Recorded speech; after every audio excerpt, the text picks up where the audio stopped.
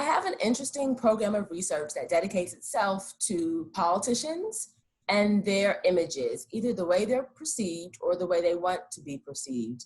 A few years back, I looked at the way that we view our politicians. And this research was initiated with an hypothesis that politicians could be viewed as brands or could be viewed as people. The way in which we evaluate them might vary based on how we're viewing them. We looked at a series of experiments done in the lab that evaluated people's perception of fictitious politicians.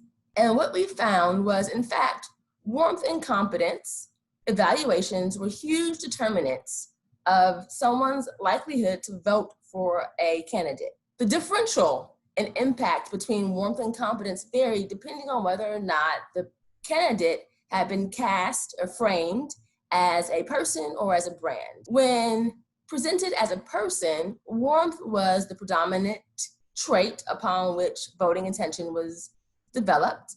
But when framed as a brand, competence became the more compelling characteristic. And so this work tells us that as politicians work to increase their voting pool and their support, they have some choices to make.